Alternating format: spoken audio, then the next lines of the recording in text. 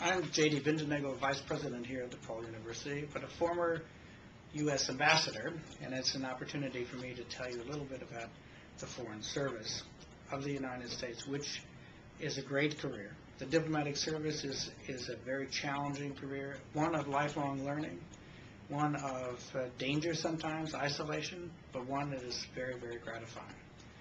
Foreign Service Officer, it joins in a career that stretches usually around 20 to 30 years and begins with assignments overseas in dealing with visas and passports and things that affect the daily lives of the people on the ground. Then the career goes in various paths. There are several paths. The most traditional thought of a diplomat is one who is a political officer, who writes about the political happenings of the country where they are and tries to develop that understanding and skills of writing and the ability to analyze what's happening in the country. The same can be said for economic officers who develop those very same skills of writing and reporting and analysis, but in an economic field. There's also a field of public diplomacy where it's like media or PR, is to understand and explain the policies of the United States to overseas audiences.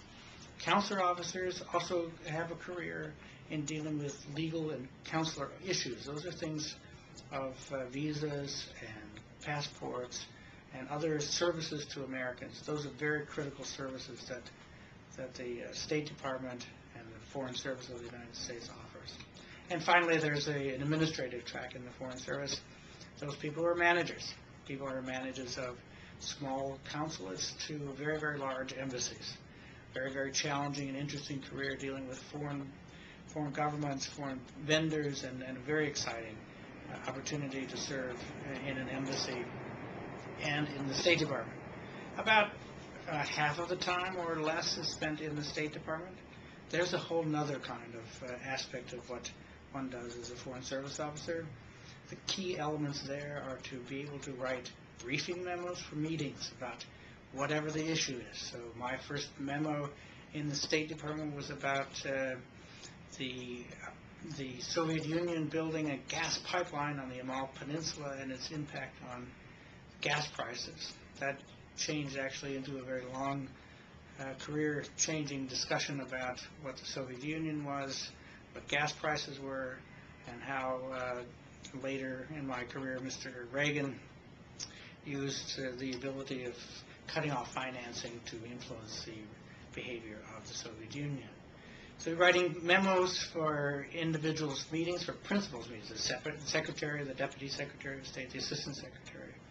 Writing from the input from the field, from the embassies that send in reports, writing issue papers about what are the issues. So for instance, in Germany today, there is an election in the Bundestag on the 27th of September 2009, and the embassy will be reporting on who's in what party and what their positions are and what it means to the United States and issues of Afghanistan or climate change or the stimulus plan and these kinds of things that an embassy would report on.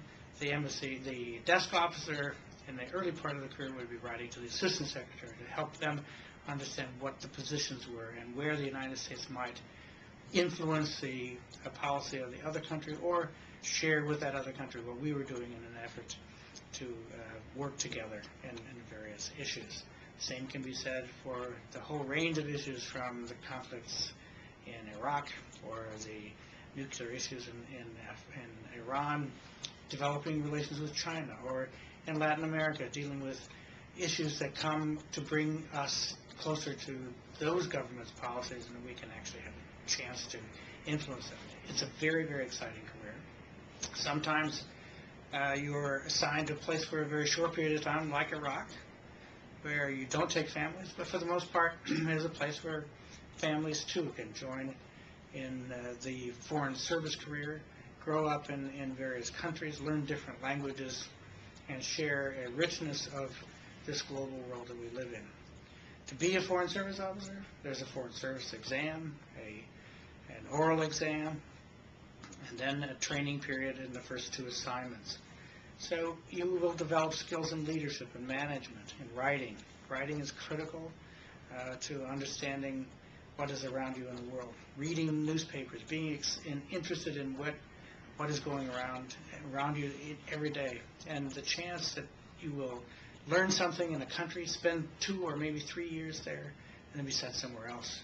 That's lifelong learning in its best sense, because then you find you start over at another place, another challenge, perhaps another language, and continue on through your career. In my own career, I was a counselor officer in Bremen. I was a junior officer in economics in Korea, and then I came back as a political officer, a desk officer, a country director, a deputy ambassador in East Germany when the Berlin Wall came down, and then country director for Germany, Austria, and Switzerland.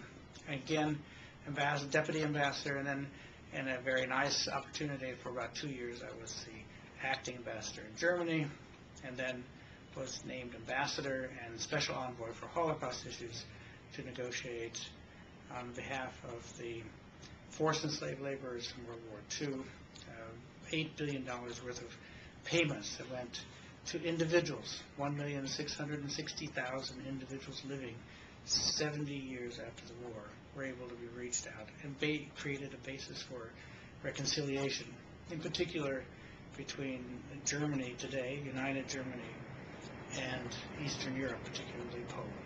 So those are some of the highlights, some of the fun things that one can do. It's a very challenging and interesting career.